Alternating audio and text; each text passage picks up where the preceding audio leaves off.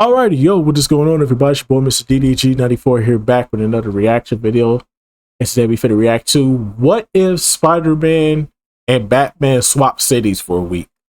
This will be interesting. Without further ado, let's get right into it. Imagine New York's worst nightmare wasn't those really big chunky rats anymore. I will say this though, Spider-Man would clear Gotham City with ease. With ease. Spider-Man would clear Gotham City. Batman could also clear a good chunk of Spider-Man's villains, but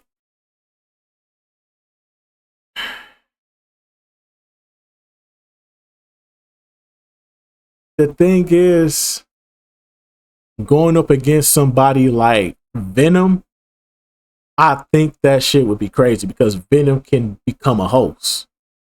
Venom can make you a host. He could take over your body. Imagine Venom taking over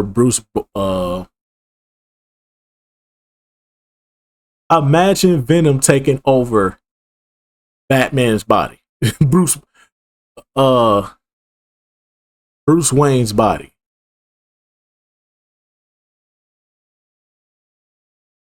That would be a scary sight.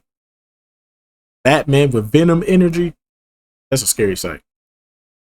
But the terror of bats lurking around in the city. That is one trade even New Yorkers wouldn't ever wish to experience. Now imagine what it would be like if Spider-Man had to patrol Gotham, or even better, Batman having to swing through the city of New York. At first it sounds fun, like a simple switch of capes and cities, but the more you think about it, the more you realize it wouldn't be easy. Not even close. Every little detail of their lives, right from the people around them, the streets, even the air they breathe in, would all be very different. And that's before we even get to them dealing with the villains. Let's start with the obvious, the cities. Gotham is dark, it's rainy, it's cold, and it feels alive in its own twisted way. Every alley, every rooftop, every shadow could hide danger. Criminals don't just break the law here, they thrive on chaos, obsession, and fear. Batman knows this world. He knows the patterns, the neighborhoods, the families, even the names of the thugs he's put in Arkham. Gotham is more than just any city. It's a living nightmare, one that Batman can navigate because he's trained for it his whole life. New York is different. It's loud, it's crowded, and it's fast. That's true, but the only problem with Batman is he don't put his villains in their place. No, I'll take that back. He puts every villain in their place except for the Joker. He never can put the Joker in his place. Because every villain fears Batman. All it takes is a couple encounters and they don't want to fuck with Batman no more. But the Joker is the one that seems to always keep pushing the envelope or keep pressing buttons. And Batman won't correct him on it. It's crazy. If Batman could strike fear and correct fucking Joker, trust me, Batman would be top tier, but he couldn't do it. Now, Spider-Man, on the other hand,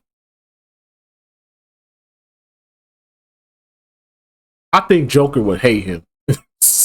Joker would hate Spider-Man with a passion. To the point where he would probably end up leaving Gotham to find somebody else. Has its own kind of danger, sure, but it's a lot less about fear and more about chaos. Traffic, pedestrians, towering skyscrapers, it's pretty much real-life New York, actually. It's a city where mistakes are everywhere, and Spider-Man thrives here. He swings between buildings, threads through people and cars, and knows when to joke, when to dodge, and when to act. New Yorkers may groan about traffic, but they're not living in constant terror. Spider-Man knows them, their stories, and their routines. The city is his playground, but it's also a responsibility. Now imagine the swap. If Peter Parker was swinging into Gotham, the first thing he'd notice immediately is the air feeling heavier. The streets would feel a lot quieter than what he's used to, but there would be a weight in them, a sense that something bad is always about to happen. He can't just swing around cracking jokes. The citizens of Gotham are wary, sometimes even hostile, so his usual style, which is being playful, reactive, improvisational, would feel almost naive here. He's used to a city where criminals plan for years, not minutes. So every encounter could escalate quickly. Even helping someone across the street carries risk because Gotham doesn't reward small kindnesses. Meanwhile, Batman in New York is a fish out of water in another way. Gotham is predictable in its unpredictability. Batman knows the rules of the game. New York, though, it's messy. Criminals here are not obsessed with fear and terror. They're rather unpredictable in a whole different way. There's a mix of street-level crime, organized crime, and superpowered threats. And here's the kicker. The villains are fast, smart, and used to facing someone with powers. So Batman's reliance on stealth, fear, and reputation doesn't work as well when he's unknown and constantly outmaneuvered. Even the little things matter. Peter's life in New York is messy but human. He has Aunt May, Mary Jane, Harry, friends at the Daily Bugle. There is anchors. If he's in Gotham, suddenly those anchors disappear. Alfred can help, sure, but he isn't Peter's quirky, empathetic support system. And Batman, removed from the Bat family, loses his stabilizers. Alfred, Robin, Red Hood, Nightwing, they're what keep him grounded. Without them, even a small mistake could escalate into a disaster. And then there's the villains. Spider-Man in Gotham faces the likes of the Penguin, Riddler, Two-Face, and yes, the Joker. On paper, these are terrifying names, but for Spider-Man, they're doable. These villains rely on fear, planning, and manipulation. They don't have super strength or alien tech. Spider-Man's agility, reflexes, and spider sense give him a huge edge. Thinking about Scarecrow's fear toxin, spider sense helps him dodge the worst. How about Two-Face's traps? Well, he can just simply swing around them. Joker's chaos, Peter's tricks might actually frustrate him more than he expects. Exactly. Spider-Man in Gotham would struggle morally, yes, but physically, he'd survive. Batman in New York. That's why I said Joker would hate Spider-Man. Joker would hate Spider-Man to the point where he would have to literally plan out probably a 2-year plan to get rid of Spider-Man completely. Because he would hate him. Hate his guts. Like, I hate this motherfucker. He ain't like Batman. He don't laugh at my jokes. Has a much rougher week. Green Goblin, Doc Ock, Venom, Carnage. These guys are on an entirely another level. They have super strength, alien. I forgot about Carnage. I forgot about oh no. Carnage? Okay, Batman automatically takes the L on that one. Now Venom, I could see him beating Venom, but Carnage,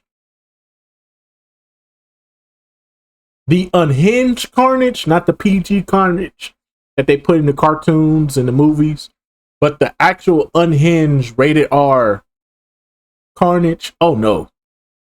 Oh no. Batman getting cooked with ease. It's over.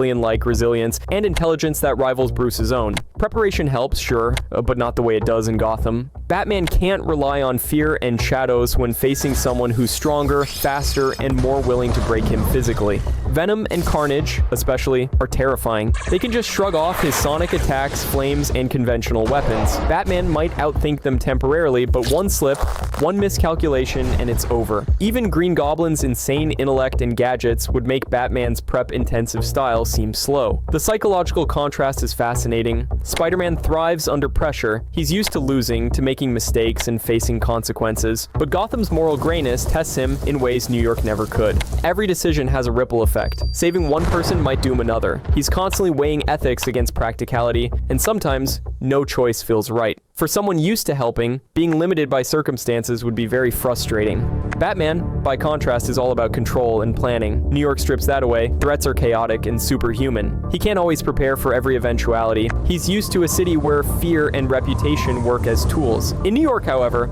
those tools are meaningless against enemies who can tear through steel, manipulate machines, or fly. Batman's mental strength is tested in a different way. It isn't through moral dilemmas, but through sheer unpredictability and physical danger. Even lifestyle adjustments become nightmarish. Peter would need to navigate Gotham's bureaucracy, its corrupt cops, and its oppressive social structure. Every rooftop patrol would become a calculated risk. Every encounter did be potentially life-threatening. Meanwhile, Batman would have to dodge cars, avoid panic crowds, and keep his presence a secret in a city where everyone is watching. Gotham teaches patience. New York demands improvisation. Spider-Man would feel constrained. Batman would feel overstretched. And the human side of it it, Peter's humor, empathy, and kindness clash with Gotham's grim outlook. Even helping someone is emotionally taxing because gratitude is rare and the danger is constant. Batman's stoicism, on the other hand, could seem overbearing for the citizens of New York. Civilians might not understand his methods. Mistakes that are minor in the city of Gotham, or a failed intimidation or misread criminal, could be catastrophic in New York. Now let's imagine a week of encounters. Peter chases the Penguin through the sewers, swinging between pipes slick with rain. He also hears the Riddler's riddles echoing down the tunnels. Traps are rigged everywhere. For Spider-Man, every web shot, every landing has to be perfect. One misstep could snap a web line or send him down into the pits. In the end, his reflexes would save him, but he did be left exhausted, wet, and cold. It did be emotional exhaustion that would creep in slowly onto him, as he realizes that no amount of humor or goodwill will make Gotham appreciate him.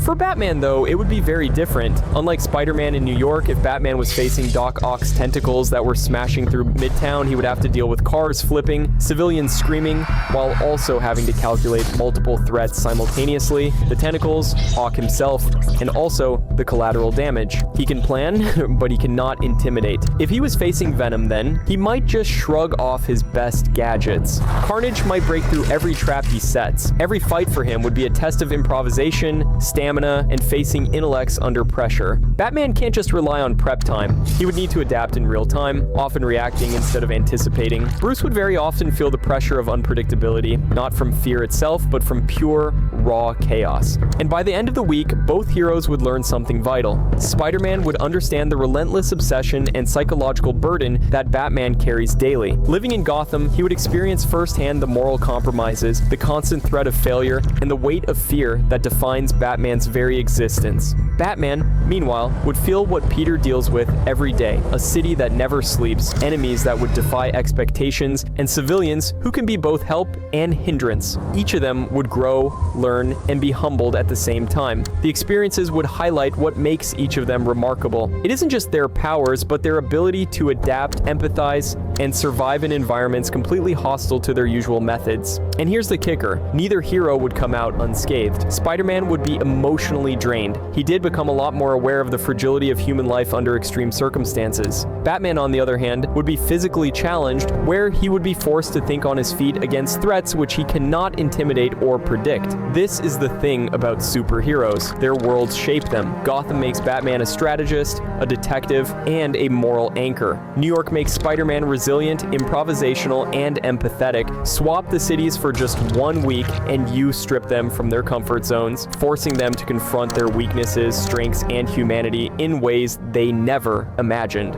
In the end, it's not about who would win in a fight, it's about who would survive mentally, emotionally, and physically in an environment completely alien to them. Spider-Man would learn patience, psychological resilience, and the hard edge of moral compromise. Batman would learn improvisation, emotional adaptability, and the danger of over-reliance on prep and technology. If an actual swap was to happen by any chance, then both of them would return to their own cities with a deeper understanding of themselves, their enemies, and the worlds they protect. So the next time you imagine a simple superhero swap, remember, it's not just a switch of buildings, gadgets, or suits. It's a switch of responsibility, danger, and emotional weight. Gotham would break Spider-Man in ways New York never could, while New York would challenge Batman in ways Gotham never does. And after 1 week of living each other's lives, both heroes would respect the other, not just for their abilities, but for the resilience it takes to survive a city that refuses to bend for anyone.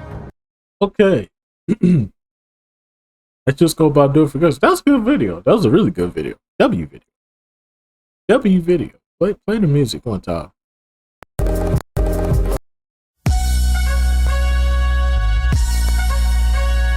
All right. But anyway, so that's just gonna about do it for this one, most definitely, man. Yeah, I agree. I think that you don't take in the emotional toll and the physical toll it would take on both of them. As Spider-Man could easily wash up Batman's villains, because let's be real, none of them really have superpower outside of Bane and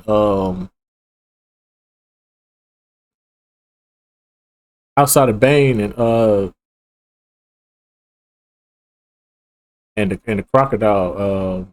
God, I forgot his name. Outside of them two, Spider-Man don't really have a challenge. But Gotham is a dark place, and it doesn't fit Peter's style.